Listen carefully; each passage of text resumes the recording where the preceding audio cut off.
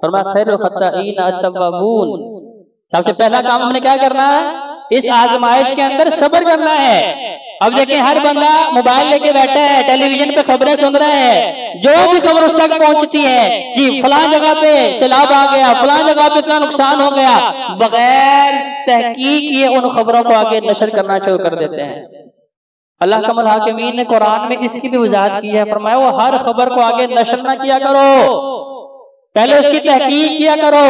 بہت سے منافقین آپ کو خوف زدہ کرنے کے لیے بھی جھوٹی خبریں اور افواہوں کو پھیلاتے ہیں تاکہ تمہارے اوپر خوف کو طاری کیا جائے، کیونکہ جب انسان خوف کا شکار ہوتا ہے پھر ایک وقت آتا ہے کہ انسان اس خوف کے مارے اللہ کا بھی انکار کر دیتا ہے اور اسے پتہ تک نہیں چلتا۔ یقیناً آزمائش کا وقت ہے، کڑا وقت ہے، مشکل وقت ہے، اللہ نے امتحان میں ڈالا ہے، لیکن اس طرح کی خبریں جو اور زیادہ لوگوں کو خوف میں مبتلا کر دیں انہیں پھیلانے کی ضرورت ہی نہیں ہے۔ کرنا کیا ہے؟ پہلا کام وبشر الصابرین، صبر کرنا ہے۔ دوسرا کام کیا کرنا ہے؟ توبہ کرنی ہے، انفرادی بھی اجتماعی بھی۔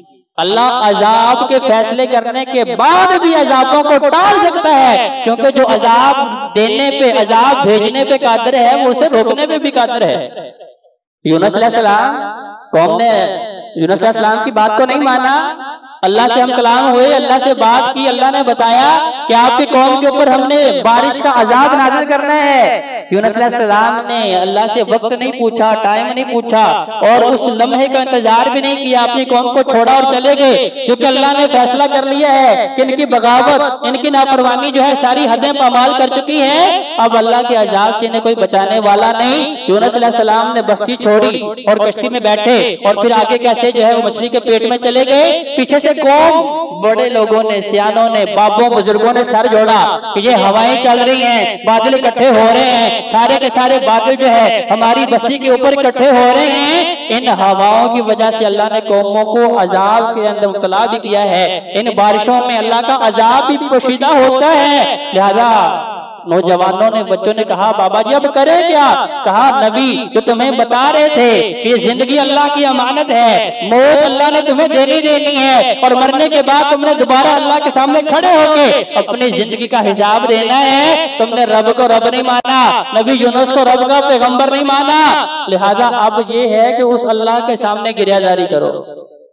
کیا کریں؟ کہا معافی مانگو، توبہ کرو۔ ساری کی ساری قوم جو ہے کھلے میدان میں اکٹھی ہو کے اللہ کے سامنے رو رہی ہے، گڑ گڑا رہی ہے۔ اللہ نے عذاب کا وقت جو مقرر کیا تھا، کیونکہ عذاب بھیجنے پہ اللہ قادر ہے تو اللہ بچانے پہ بھی قادر ہے۔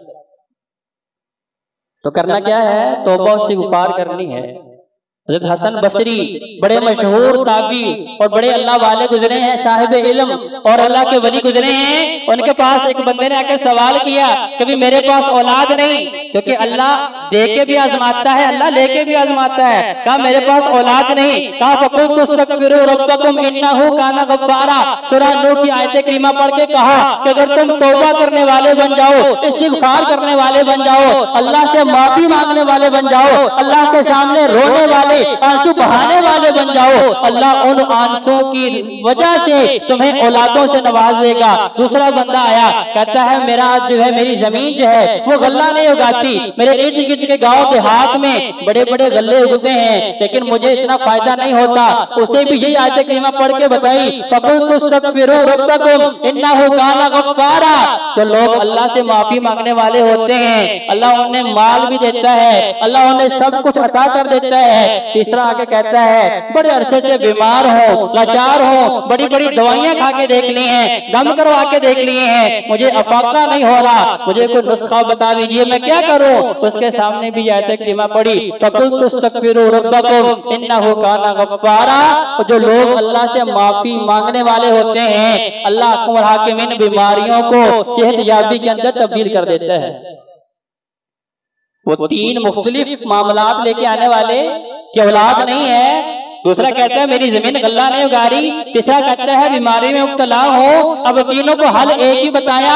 5 شاگرد بیٹھے تھے، جب سوال کرنے والے اٹھ کے چلے گئے تو ان کو کہا، حسن بصری سے کہا کہ استاد محترم بیماریاں 3 تھیں، مسائل 3 تھے، لیکن آپ نے تینوں کو دوائی ایک ہی دی ہے، حل ایک ہی بتایا ہے۔ کہا لوگوں میں نے اپنے پاس سے نہیں بتایا، اللہ کا قرآن یہی بتا رہا ہے کہ جو لوگ اللہ سے معافی مانگنے والے بن جاتے ہیں، اللہ سے ڈرنے والے بن جاتے ہیں، وَمَن يَتَّقِ اللَّهَ يَجْعَل لَّهُ مَخْرَجًا، اللہ فرماتا ہے تم مجھ سے ڈرنا شروع کر دو، تمہاری ہر مشکل کو آسانی میں تبدیل کر دوں گا۔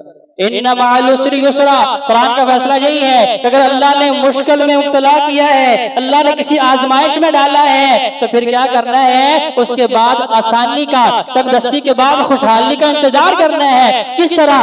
صبر کرتے ہوئے اور اللہ سے معافی مانگتے ہوئے۔ تیسرا کام کیا کرنا ہے؟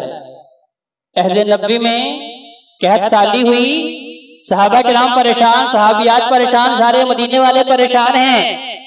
نبی کریم صلی اللہ علیہ وسلم فرماتے ہیں کون تم میں سے اللہ کو قرض حسنہ دینے والا؟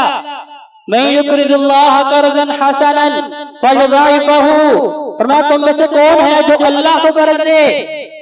اب یہی سوال حضرت موسیٰ علیہ السلام نے قوم سے کہا تھا اللہ کی راہ میں خرچ کرو، کہا ہم کیوں خرچ کریں؟ وہ شہنشاہ بادشاہ ہیں، اسے ہمارے مال کی ضرورت کیا ہے؟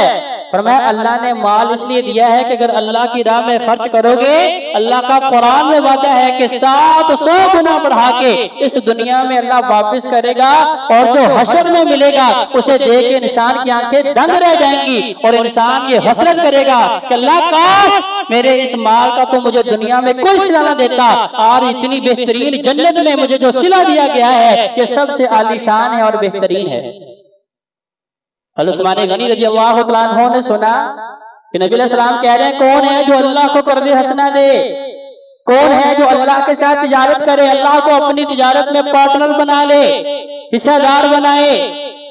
حضرت عثمان غنی رضی اللہ عنہ کا قافلہ ملک شام سے آیا ہے، جس کا آخری اونٹ ابھی ملک شام میں ہے، اور اس کا پہلا اونٹ مدینہ میں پہنچ چکا ہے۔ کئی سو اونٹ بمائے ساز و سامان جب مدینہ میں داخل ہو رہے ہیں تو مدینے کے وہ لوگ، جیسے آج بھی ہماری ذہنیت یہ ہے کہ لوگوں نے چیزوں کو سٹور کر لیا ہے، کیا جی اب قحط سالی ہوگی، چیزیں آسانی سے ملیں گی نہیں، اپنی منمانی کے مطابق قیمتیں بڑھا کے لوگوں کی مجبوری سے فائدہ اٹھائیں گے۔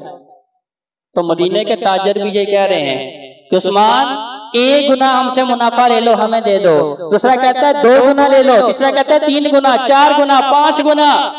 کہا نہیں میں اسے دوں گا جو 10 گنا مجھے منافع دے گا۔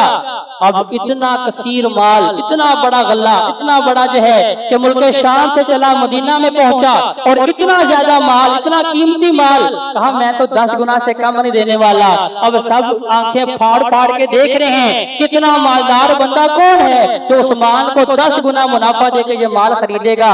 جب سارے کا سارا قافلہ مدینہ میں پہنچا، نبی کریم صلی اللہ علیہ وآلہ وسلم کے پاس پہنچے، کہا یا رسول اللہ چونکہ قحط سالی ہے، امت آزمائش میں مبتلا ہے، اب اللہ نے آزمائش لی ہے، میں سارے کا سارا مال آپ کی نظر کرتا ہوں، اللہ سے تجارت کرتا ہوں، صرف چاہتا ہوں کہ میرا اللہ میرے اوپر راضی ہو جائے۔